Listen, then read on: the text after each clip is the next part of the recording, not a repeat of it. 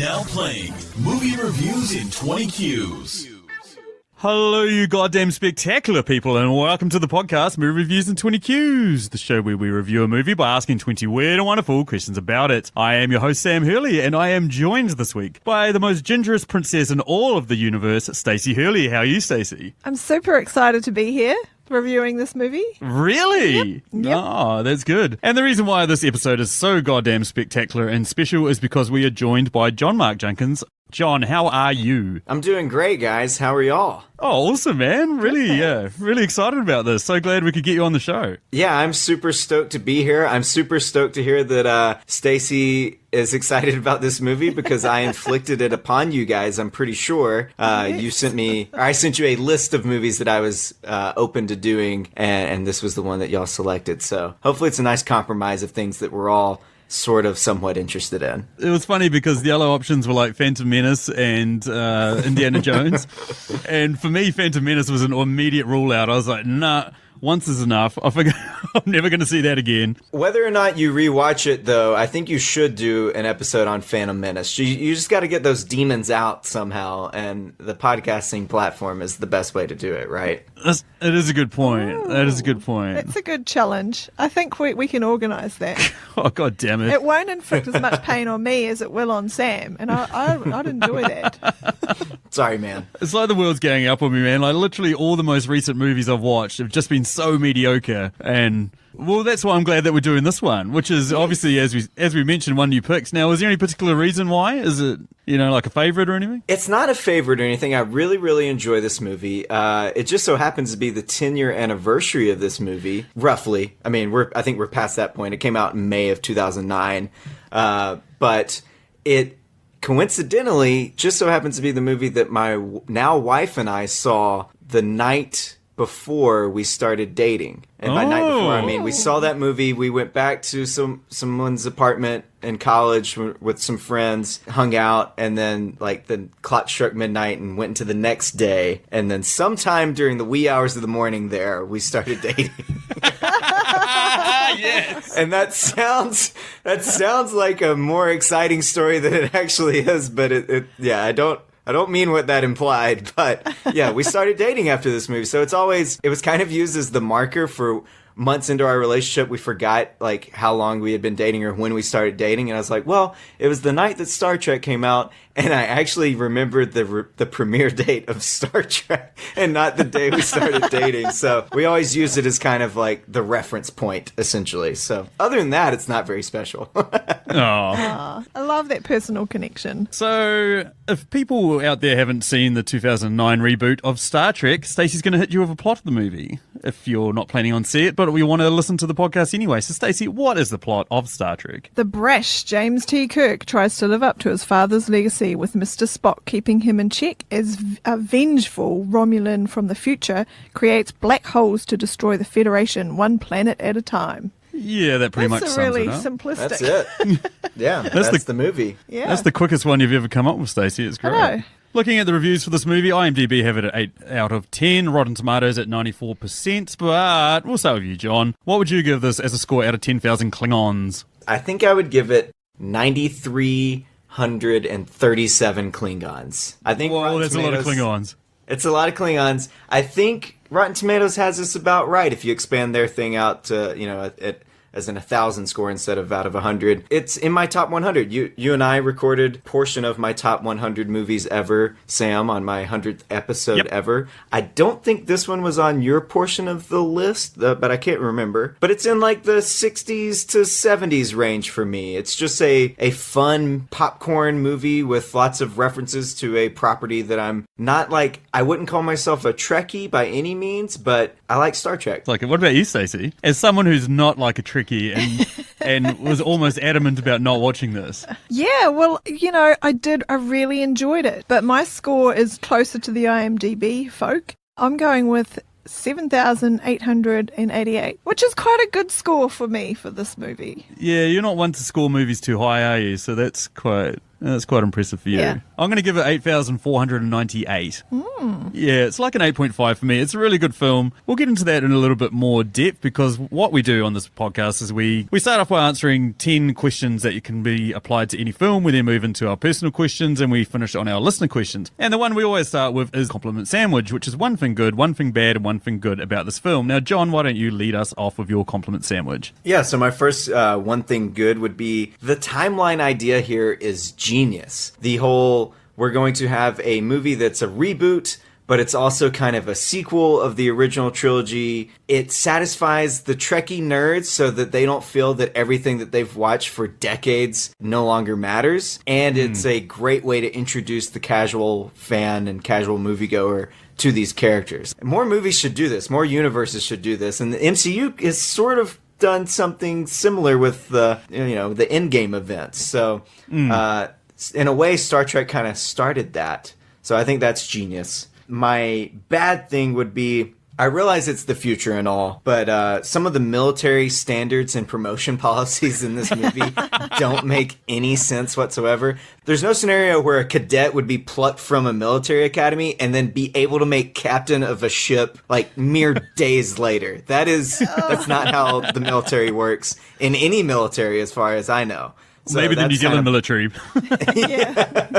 It's kind of bonkers. And then the third thing and final compliment would be kind of what I said with my score. It's a fun movie. Like, it's one of the better, like, popcorn movies. Like, I would put this and Pirates of the Caribbean, Curse of the Black Pearl, and only that one, really, on the same level of just, it reaches mass audiences. It appeals to the people who are really into it with all the references to older episodes. And, they make a reference to that one guy's beagle. That's a thing, apparently, that I know is a thing, but I don't know enough about that thing to really appreciate it. But I appreciate that there are nerds who do appreciate it. Yeah, that's good points. What about you, Stace? My first good thing is the opening sequence with Chris Hemsworth. Oh, God. And old Jennifer Morrison having her baby under dramatic circumstances. It's the best opening sequence I've ever seen in one of these movies. I was hooked from the start. I thought, wow, this movie can't be bad. As I mentioned, Stacey was a bit sort of anti-watching this. She was like, really? Really? Star Trek? Really? And I was like, Chris Hemsworth is in it. Oh, okay. Yes. Yeah, cool. Okay. There you go. Sold. Excellent. Of course. Yeah. Chris Hemsworth before he was Chris Hemsworth. Yeah. Exactly. My bad thing was just, it was hard to pick a bad thing because, like you said, it's a great, fun popcorn movie. But I'm just going to go with the flick of the switch of the friendship between Kirk and Spock. They were rivals, and then, okay, no, let's get together, be friends, and work together on this. I was like, okay, I understand you need to do that for the story. But my final good thing is this was just really enjoyable overall, lighthearted, easy to understand for someone who doesn't know these characters or know these movies, and just enjoyed it. Yeah, I mean, this one's easy for me. I was always a Star Wars fan. Star Trek was always seen as like a bit nerdy and a bit uncool. Like even when you're a Star Wars nerd, you still look at the Trekkies and think, ha, nerds. Not realizing. So true. It's so true. Not realizing you're more close to them than you are close to cool people. But it makes Star Trek cool. Like, it still has a level of like scientifically nerdy sort of stuff in there, but it just makes it cool. The bad thing for me, Eric Bana was ultimately forgettable as the villain. There was some massive jump in logics with him, and I don't know, like, you summed it up today when we watched it a couple of weeks ago before we recorded, and I even said to you, we were just chatting, and you said, who's Eric Bana? Who does he play? I was like, he's the villain. And you're like, who's the villain?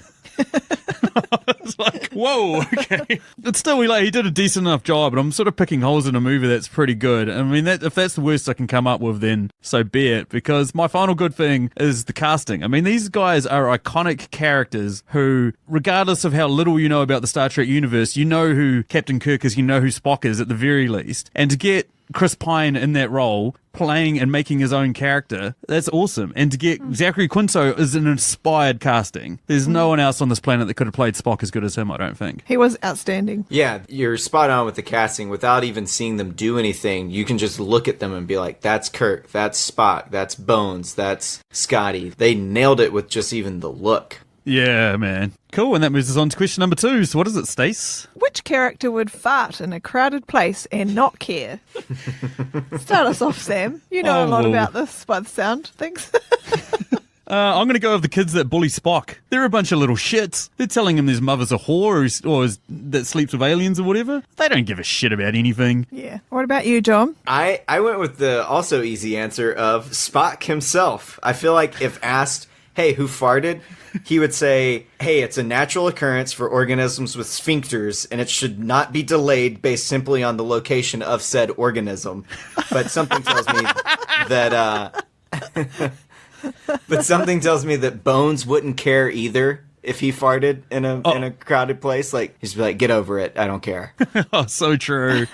Oh, that is an excellent answer. And it looks like we're going for the Vulcans all round because I picked Spock Prime for the reason that he's old and old people stop caring after a while and just go for it. That's definitely the best answer.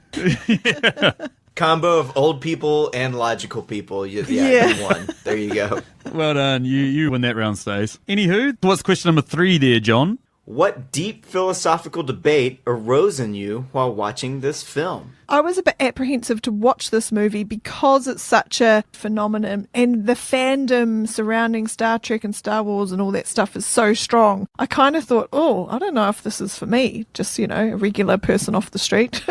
I found that to be quite intimidating. What I was thinking is that putting me off watching some other movies? Am I missing out on some movies because I'm just writing them off based on intimidation?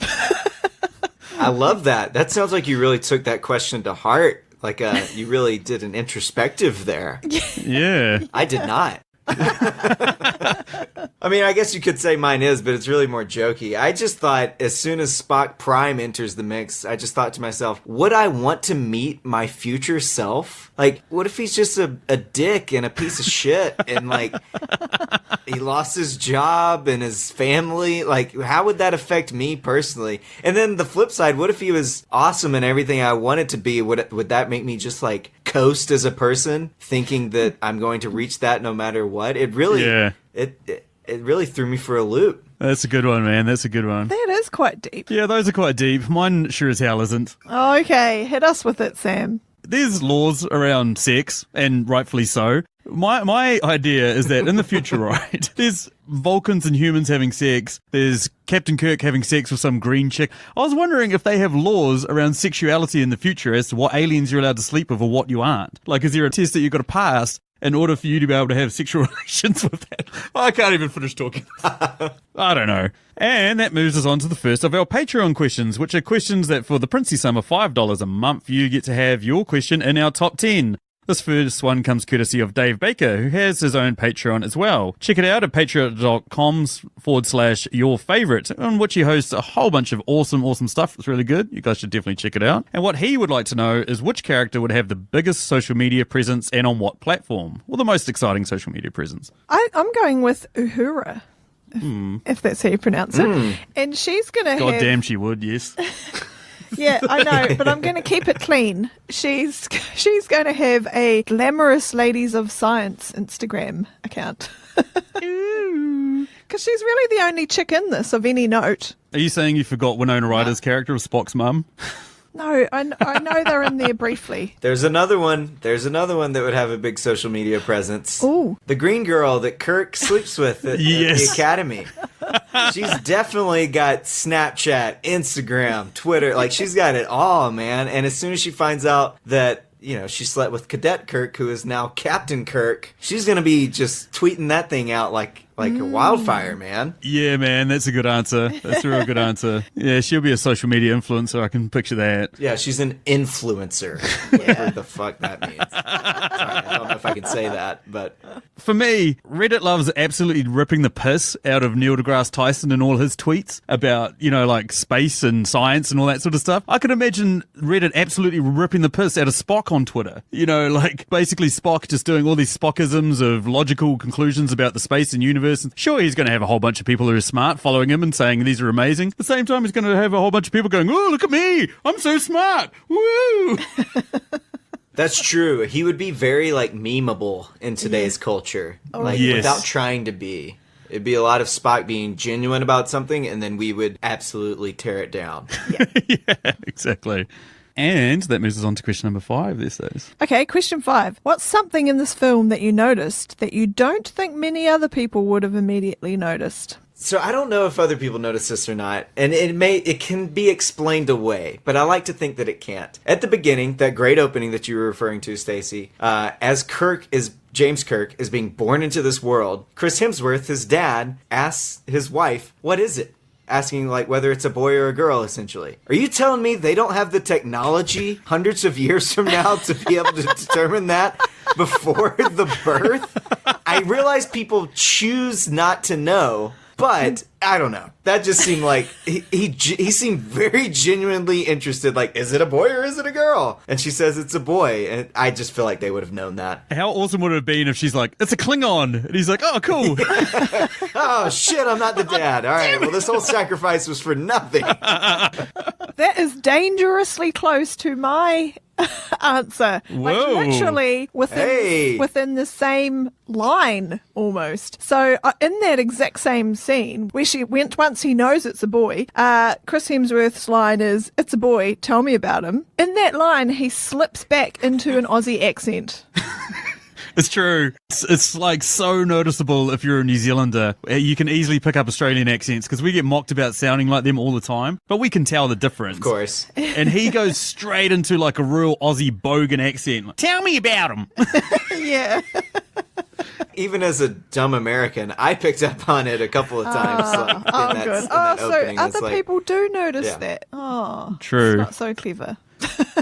My one is... So the Star Trek ships are all beautifully lit internally, and Nero's ship isn't. It's like they've got a fucking power shortage and they've got to keep all their lights off or whatever, right? Because it's real dark in there and shit like that. Kind of like, you know, these are the good guys. They're all light and happy and bright and sparkly. These are the dark guys. It's all dark and glary. And then I was like, as soon as I noticed that, I was like, fuck, that's the same in Star Wars. That's the same in so many other things. Like, you get the sense of foreboding and scariness and all that sort of shit when shit's dark.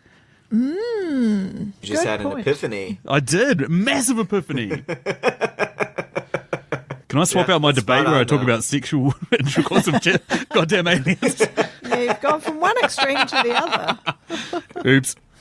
And question number 6 that comes up soon is also a Patreon question that comes courtesy of the amazing woman that is Emily Higgins, who hosts the Tasteless podcast in which she goes to bat for a movie that most people have forgotten about, don't like, and she thinks underrated, against a movie that everybody loves that she thinks is maybe overrated. But yeah, they typically have a similar theme. But what question would she like to know there, John? Which character has probably gone the longest without showering? I wouldn't be surprised if we all have this. Spock Prime has been trapped on a planet in an ice cave.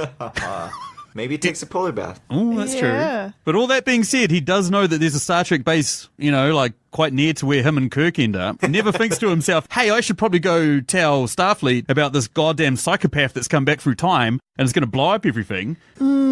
Yes, dubious. I'm going for Scotty, and it's for similar, because he's just out there on an ice island on his own, just mucking around. Oh, he's got his mate with him. Yeah, his little mate, yeah. But, yeah, I don't think he really sees the need to, probably, because he's not surrounded by other people. I went with Nero and his whole crew, essentially. So none of us have the same answer here, actually, Sam. Oh, wow, that's amazing. First of all, they're miners, and miners are just, like, dirty, normally. Second of all, I mean, that's just facts, man. Putting miners on blast, bro. Yeah, I don't know. So I don't know how many showers are on board. And he's just had one thing that he's wanted to do in space for 20. He's out of time. He has no need to impress anyone. His wife and kids died on the planet that blew up, in his timeline. So he's just out there waiting for Spock to come back and just think about revenge and not showering. So I feel like it's Nero. Oh, yeah. That ship must stink so bad. Oh, my God. It's true. That's a good answer, mate. And that moves us on to question number 7, which makes a triumphant return to the podcast. What flavour pizza is this film? I'm just going with the pepperoni pizza. How plain. Just so why are you bland and boring. Yeah, it's just so plain. Yeah, exactly. What am I trying to say? I'm saying. Yes, what are you trying to say? It's reliable. It's just a good, tasty pizza that everyone will enjoy. There's nothing offensive on there. it's going to upset anyone unless you're a vegan, but it's True. a whole other story. So, That's actually a really good answer. Yeah. Good reasoning there. I went with a terrible pun, and I called it a Neapolitan pizza. And besides the terrible pun, I have no good explanation like Stacey just had. that's perfect. So, That's perfect. there Enough you go. said. Yep. I went with a stuffed crust meat lovers pizza. Meat lovers because there's a whole bunch of dudes in this film and not a lot of females. And stuffed crust because you know what a meat lovers pizza is, but this is, and you know what Star Trek is, but this is a stuffed crust. This is like a little bit different. It's got a little bit extra out there for you. I'm getting hungry like now. it. It is lunchtime here in New Zealand. Okay, question 8. Your favourite question? Yes, my favourite question. How would you incorporate Nicolas Cage into this movie? I went back and forth on this because Nero seems like the right choice. Like, it'd be fun to see Cage as the villain, like, spice it up a little bit. But what if Spock is the right answer here? Because it's a couple different ways you could look at it. What if Spock was turned to 11? Like, this emotionless person is suddenly, like, brimming with emotion? Or what if Cage was forced to rein it in and be subdued? Yes. It's really a unstoppable force meets an immovable object type of situation. I don't know which way would win, but I'm definitely watching that movie. Oh, shit, am I ever, man. That would be amazing. Yeah, I'm going more with the Spock answer. I think that would be just such an acting challenge, and it would be so funny to watch. It would be like boiling under the surface, kind of. It would be. Live long and prosper. Just wouldn't have the same meaning anymore. That bit where he flips out and has that fight with Kirk and then starts beating the crap out of him, man. Who wouldn't want to see Nicolas Cage be subdued for an entire film and then just flip out? Yeah, yeah. And then be best mates after that. Yeah. That makes perfect sense in a Nick Cage character. Yeah, just bros. For a long time, I have thought of Nick Cage as an alien, and something that was common in the original Star Trek TV series that I remember is they would go to these planets, right, and everyone on the planet dressed the same, looked the same, had a uniformity over an entire planet, which is phenomenal. You think about it, if you'd crash landed on Earth right now, you'd be like, why the fuck doesn't everyone look the same if you were coming from the Star Trek universe? So what I was imagining is rather than Planet of the Apes, I want Planet of the Cages. And it's an entire planet of Nicolas Cages. And they're like this Oh my god. all-encompassing, sentient, crazy people, and we find out that the Nicolas Cage on Earth has actually been sent here. He's been outcast from the planet of the Cages because he's too crazy, or not crazy enough. He's the most cage. He's the cagiest of cages. He is the ultimate Cage. He's Cage Prime. He's the cagiest of the cages. That's correct. Well, this may explain everything. This is going to give you nightmares tonight. Well, yeah. I have fantastic news for you, Sam. Not only can you probably get that movie greenlit, Nicolas Cage will 100% do that movie. In half an hour with us putting this podcast on the air, somehow some screenwriter somewhere is just like, cool, writes it. Nicolas Cage will have it greenlit within a day. I love it. I'm just going to put him as one of the Vulcan panelists. So when Spock's got to stand up in front of the panel to get accepted into the Institute of Science or whatever it is, he's got to present. Nick Cage, there's a whole line of these really serious Vulcan characters, and one of them is Nick Cage, that bubbling under the surface, kind of trying to be serious. Your mother is a human. Yeah, but his eyes are just doing their thing. It's not bad. There's really no bad place to put him in this movie. Exactly. And that moves us on to question number 9 there, John. Which character would you definitely not lend $100 to? For me, it's got to be Kirk, especially at the start of the movie. He's just going out boozing and hooking up with chicks, and he's so unreliable, he'd never get it back. That's true. He'd probably take it and crash it off the side of a cliff as well. That's a good point. For me, it's Bones. That guy flaunts all the laws in this movie. He, develops a bit of a man crush on Kirk and then basically infects him with a terrible disease just to get him on a ship. He's got no scruples or morals. And he's a Kiwi, and I know how bad Kiwis are at borrowing $100. I have to agree with Stacey here. It's definitely Kirk. He'd spend it on hookers and blow the minute he stepped foot onto the next alien planet. And there's a good chance he might have already spent it on all that before he stepped foot onto the next alien planet. He's a liability. movie. Oh, he is. That's a good point. And that moves us down to our final question of the ones that we all answer, which comes courtesy of Julio of the Contrarians podcast. Another absolutely amazing, awesome podcast that you guys should go and check out. Insta listens for me. I absolutely love that show. And Julio would like to know, what is our most controversial opinion about this film? I actually have two. First one, I like the lens flares. I know everybody shits on them, but for this movie and this movie alone, they definitely overdo it a little bit. But it definitely gives it a unique look. Like, you know that look when you see any image from this movie, and nothing else really does that. Definitely not to that level. So I like them. I don't think they're distracting. They're just enough to where you notice them. And then number two, and this might be the most controversial, especially if there are any Trekkies listening, I think Chris Pine is the best version of Captain Kirk that we've ever seen. I'm sorry. I love you, Shatner.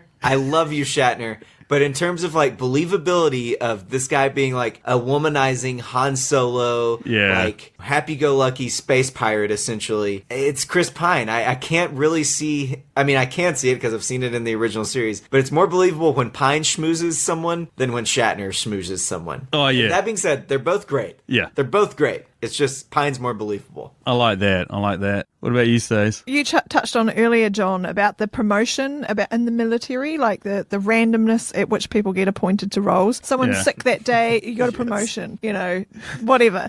Can anyone speak Vulcan and Romulan? I can. Okay, you're promoted. Yeah. Who's in the room? Okay, you're promoted.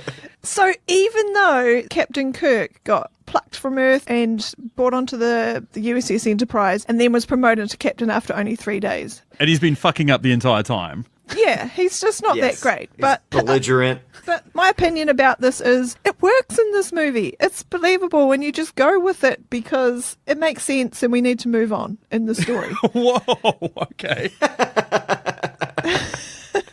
I also had two. Nero and Spock are probably two of the biggest idiots in this entire film. When Nero goes back in time, has all this time and chance to go save his planet, decides not to, decides to let his planet blow up, just because he's so consumed with rage about killing Spock. Same thing with Spock. Spock lands on this planet, knows he's near a starbase, doesn't think to himself, hey, I should probably go warn these people that this giant fucking Romulan spaceship is floating around wanting to destroy planets. Neither of them do that. The Nero point's great, but Spock gets captured as soon as he comes back, so he never really has a chance to do that. And he doesn't get put on the ice planet until Vulcan is about to be blown up. He's held captive on Nero's ship until then. Oh, shit, yeah, that's right. But you're spot on with Nero. He just sits there for 25 years, not doing anything except waiting on Spock to come back. So exactly. You're definitely valid. Yeah.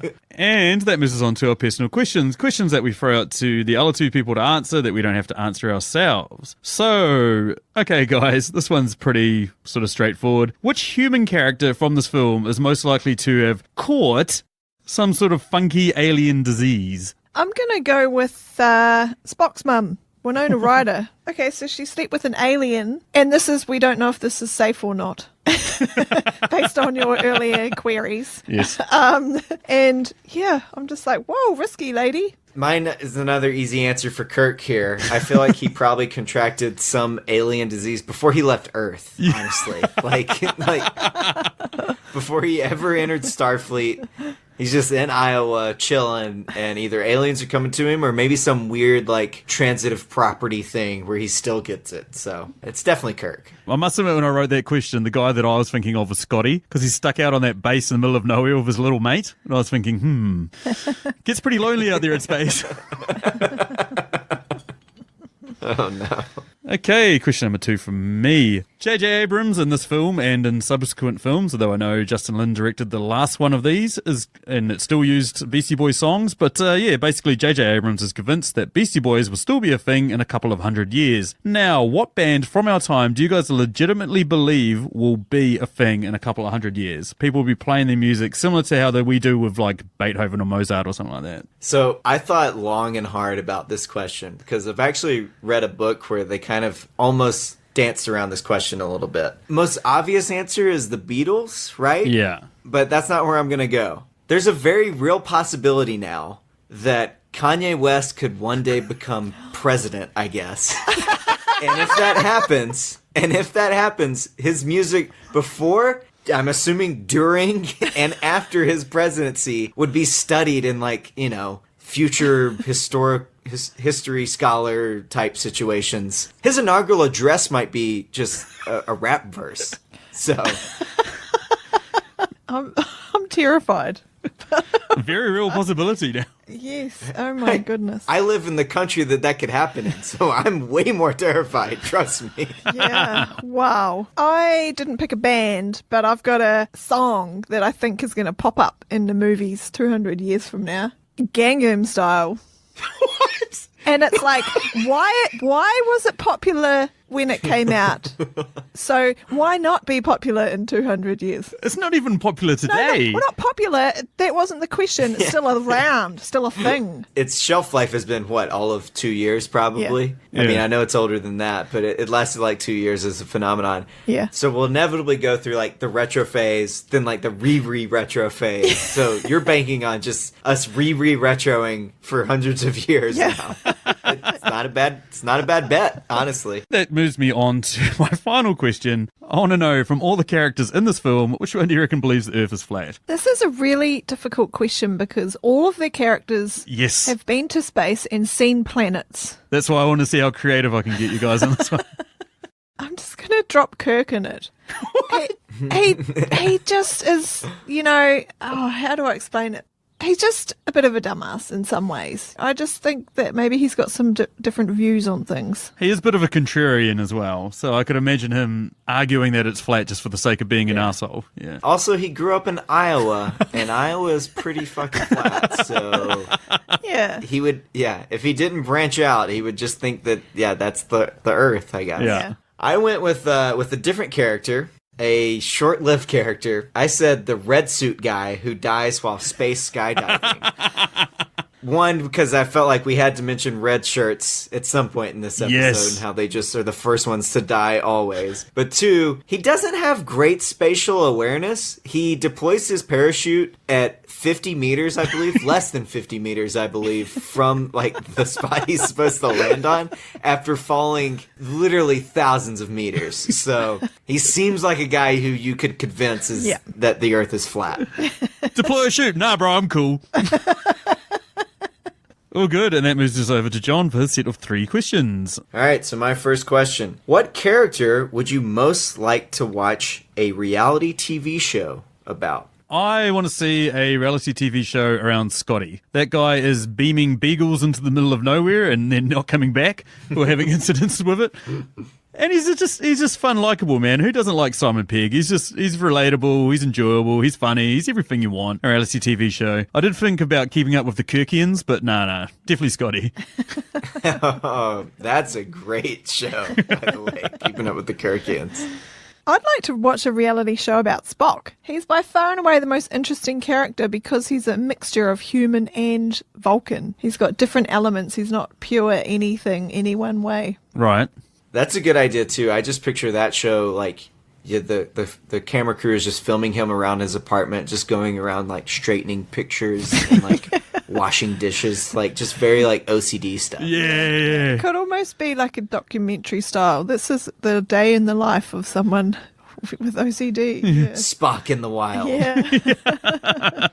Yeah, that's good. Those are great answers. Which brings us to question number 15, where I asked you guys to recast the main group from Seinfeld, so Jerry, Elaine, George, Kramer, and Newman, using J.J. Abrams' versions of the Star Trek characters. Jerry always struck me as a bit of a womanizing, cocky arsehole, so I mean, that's obvious, it's Kirk. Elaine was always kind of a bit crazy, but still, probably the sanest one of the group, so that's going to be Uhura. George was always this self-deprecating arsehole who, nothing ever went right for him, so that's definitely Bones. Kramer was insane, so I'm going to go with Scotty. And then Newman, who was Jerry's rival, it's got to be Spock. A lot of thought went into that, Sam. All of 20 seconds. I just picked a bunch of Star Trek characters who I thought would make a good sitcom, and they loosely relate to the Seinfeld characters. So please don't read too much into it. But anyway, for Jerry, I'm going with Bones. For Elaine, I'm going with Winona Kirk, so Kirk's mum. Shit, okay. Kramer's going to be Scotty, and oh, whoops, I missed George. George is Sulu. Really? Have Sulu, John Cho. Yeah. Newman's just going to be the random Russian guy, Chekhov. Did you put all these names into a name generator and just pick what came out? Kind of. I thought, who haven't we talked much about? Look, let's bring them in. There we go. Yeah, that's a good way to look at it. That's the prime Stacey moment where she goes off on a tangent. Which characters haven't we talked about much? You gotta spread that love, All right, final question from me. There's always the Star Wars, Star Trek rivalry that was alluded to earlier in the episode. So the only really comparable portions of the franchises that I thought I could put together in a fight was the USS Enterprise versus a Super Star Destroyer. Who wins? Who wins in that battle, guys? What do you got, Stacey? Because I'm going to go full nerd on my answer. I'm going with the USS Enterprise. Shit. Because it seems pretty robust. It survives this entire movie. Doesn't it? And I know that Sam will have some kind of well-researched answer supporting the opposing craft. Before you get into Sam's, I do want to... What you just said is very important. It survives this entire movie. Yes. That's a good point when comparing it to the other thing. But go on, Sam. That is true. Immediately I thought it's a Super Star Destroyer because the Super Star Destroyer is packing a shitload of TIE fighters, TIE bombers, TIE interceptors, all of those things that Stacey has no idea what they are, that could literally just sort of take it out from a range. But then I was thinking, and Star Trekkies might correct me on this, but spaceships in the Star Trek universe, you can teleport between the two of them as long as their shields are down. They've got technology to stop you from teleporting into that. There's no teleportation in the Star Wars universe, so I don't think the Star Wars universe, like shipbuilders, have ever come up with the idea of stopping things being able to teleport into each other. So I was thinking, for the Star Trek guys, they'd just look at the Star Destroyer and go, sweet, let's just teleport a fucking bomb into the middle of that thing. Job done. Good point. Nice. So you're going with the USS Enterprise. Yeah, not to mention that as awesome as Executor, the Super Star Destroyer, is in the original trilogy, it gets taken down by a fucking A-Wing. Exactly. It crashes into the bridge, and then that's it for that Super Star Destroyer. Exactly. I think we're all on the same wavelength there. All right, my questions. Cool. Okay, question 17. Cast an animal to be the onboard crew pet. Now, what made me think of this is we watched a couple of movies recently. Alien, where they have a cat on board, and Captain Marvel, they also have flirkins in the shape of cats. And I thought, hey, we don't have any pets on this aircraft. What do you want? Fair enough. One of the things that made me fall in love the most with Star Wars was the fact they had Chewie wandering around and he was awesome. And I was like, what's the closest thing to Chewie? A giant bear. So I just want this big fuck-off grizzly just roaming the corridors of the USS Enterprise. A trained bear? Yeah, sure, why not? And he's like Chekhov's best friend. We know Russians love hanging out with bears. Why not? There we go. Okay. I like that. I went the more Trekkie route. So there's an episode in the original series called The Trouble with Tribbles. And a Tribble is basically this furry little thing that looks like a Furby, essentially. Yeah. If you're not familiar. And so I just said that. I just said Kirk would have that like on his armrest of his captain's chair, just, petting it Dr. Evil style as they're accomplishing their mission. Oh, that's cool. All right, what you got next there, Stace? Okay, question 18. We love a bit of a match-up, so who's the hottest Chris? Hemsworth or Pine? God, you're a dickhead. You guys will know. Usually when I see who's the hottest Chris, I think all four are eligible. Like so Pratt and Evans are out of this one. Yeah. We're just going Chris's in this movie, Yeah. right? Okay. So it's got to be Hemsworth. He's like godly, like he's Thor. Yes. He's the god of thunder. However, I'm going to slide myself in here with a little backhanded compliment. I'm going Hemsworth, even though some people say I look like Chris Pine. Oh! Well, first of all, that's the right answer. Chris Hemsworth. Yeah. Yeah, I know what you were going for when you wrote this. I mean, Hemsworth is the obvious answer. In this movie, he just makes sense because he's just like this loving, caring part American, part Australian every now and then, sort of like father.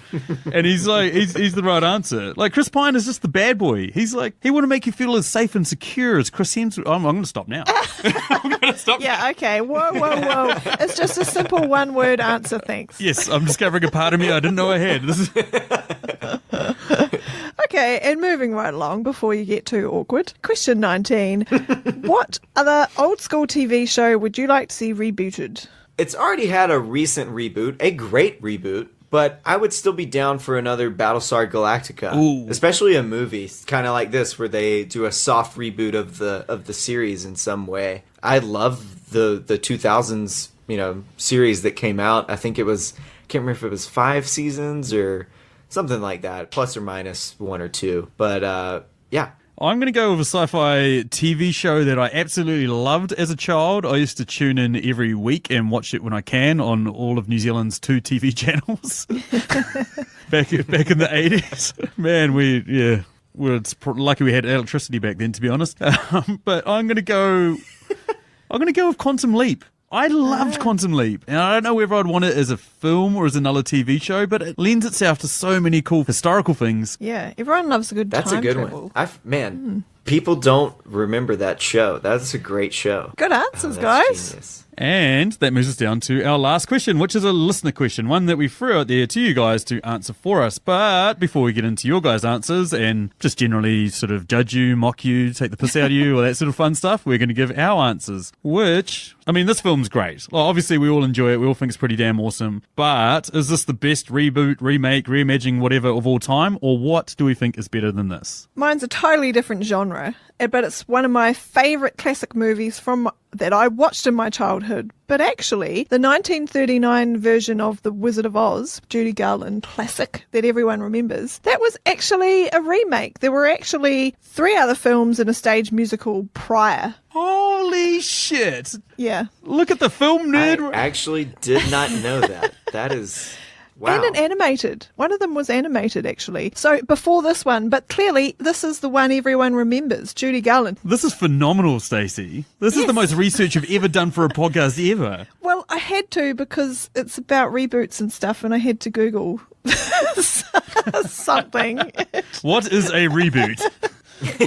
Shut up. That's awesome. Just dropping knowledge bombs. I didn't know that. Yeah. I have a question for this question. Excellent. Go already. Is Mad Max Fury Road considered a reboot? And I've seen this pop up on your Twitter about this. Some other listeners had the same question. I didn't want to chime in because I knew I was going to appear on this episode, so I didn't want to get my thoughts out there too early. I'd say so. But what's your opinion on that? See, I'd say so. Like, I know Paul from the Countdown podcast, giving away one of the listener responses early, he said it's not. He feels like it's just a sequel. It's a direct sequel to the original trilogy. But I don't feel like it is. I feel like it messes with the timelines a bit. Because I read like a Mad Max timeline. I think this is like a variation or a deviation from that maybe, but... If it is, I would say that 100%. But I could also see it function. It functions both ways. It's like a soft reboot / continuation of the main storyline or whatever. Yeah. So if it's not, then Ocean's 11, the George Clooney Ocean's 11, is a remake of the Frank Sinatra Ocean's 11.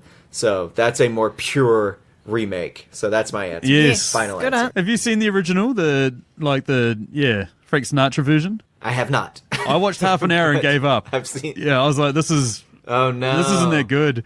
Like, they've done really good things with the George Clooney version. That one, oh. That's a bummer. That's one that you see the cast list and it's more fun than the actual movie, probably. Yeah. What have you got, Sam? I'm going to go with one that we've discussed previously, which is The Thing. I just love that movie. It's a remake of a film from like the 1930s. Doesn't really have much in common with that film, but it's awesome. Kurt Russell, ugh.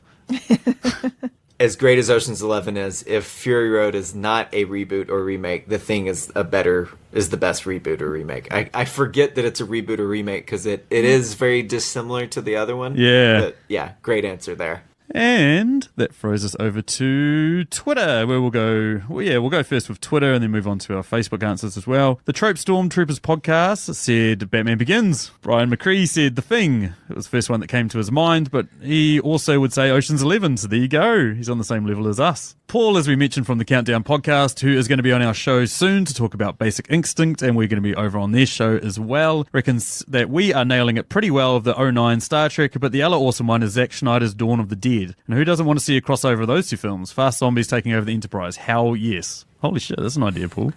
I've got to give Dead Space, the movie. I've got to give it to him. Like, that is one of the few Zack Snyder films that I'm like, yeah, this is pretty good. I'm looking at you like you've seen this. But I really like the 2004 Dawn of the Dead. It's a really good zombie movie. Yeah. It's not quite, the Night of the Living Dead or 28 Days Later. It might be the third, fourth best zombie movie ever. That's true. That's very respectable. Shaun of the Dead. Never mind. That's a really, never mind. It's top 5. It's a good one. It's a good one. Yeah, bro. Yeah, I'm with you. Cinema Guys also said The Thing. A Trailer Junkies podcast said, does Lord of the Rings count? Because there's a 1978 animated feature of Lord of the Rings. So that's... Yeah, why not? If that counts, that changes my answer again. Yes. Emily Higgins, who we mentioned from the Tasteless podcast, said the 1999 Mummy counts, right? Took that ratty old black and white mummy and made him a hot bald guy. Oh, thanks, Emily. Anyone that says bald guys are hot gives in his pass. Well done, Emily. You're winning at the moment. The host there. Colby Mack, quite interestingly, said the Karate Kid. Silence all around there, Colby. That's my only response.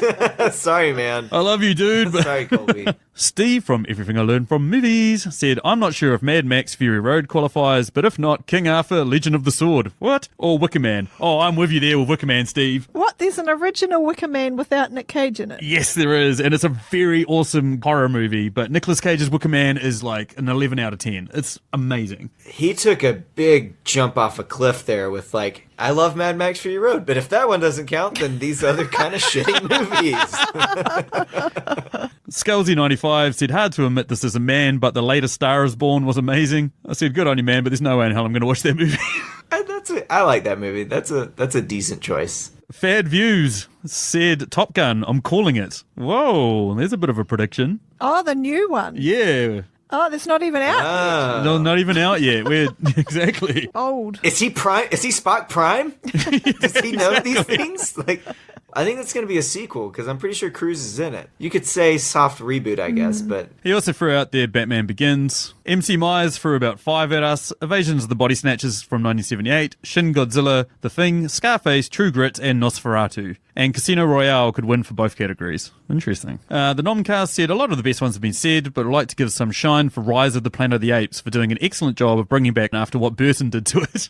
It's so true. That's very true. It did some massive heavy lifting. And Mum, I'm sorry, said the recent Jumanji movie. Oh, I haven't seen that. Yeah, you refused to go see it. It was a lot more enjoyable than I thought it was going to be. Yeah, it's definitely very fun. You should watch it. Also, still kind of a sequel because the original, I think, still takes in that universe. I'm not trying to shit on everyone's definition of a remake and a reboot, but yes, but it's like, come on, people, like Stacy and the Wizard of Oz.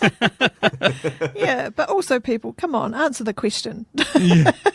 Do a percentage of the research that Stacy put into this question. Come on, just Google what is a remake. Exactly. That's all we're asking. So true. Over to our Facebook community, and we've got a couple of messages over there. Nick McAllister said the Manchurian Candidate from 2004. Now, admittedly, I remember thinking the original Manchurian Candidate from I think it's 68 or something like that wasn't bad. The Denzel remake is it's pretty decent. So good on you, Nick. That's a pretty good pick. Billy from We Watch the Thing, who are on our upcoming episode next, where we talk about Godzilla. He said that he's a Star Trek apologist. Nothing to apologise, Billy, except for your love of Tommy Boy. That's all I've got to say. I can't believe that nobody brought up Ghostbusters. Have I got some news for you? 2 of our messages. Jesse said Casino Royale, and Akash, old Shaq. Yeah. He wrote in and said Ghostbusters or Ocean's 8. Take your pick. Ocean's 8 and Ghostbusters in the same sentence. Wow. He then said Fast and the Furious 4. He seems to think that was a complete reboot after what happened with Tokyo Drift. And I was like, mate, boy, come on, bro. Come on. But then he said Mad Max Fury Road. Just do math. Just do math. Does it have the number 4 in it? It's probably the 4th version of something. Yes. Yeah, that Shaq, you fucking moron. You know what I particularly love? Furious 7, the 7th installment of this franchise. Great reboot, great remake of the previous 6 movies. Yeah, that's exactly it. It's a reimagining of Tokyo Drift. That's all it is. It's just... it's a reimagining. Do your homework.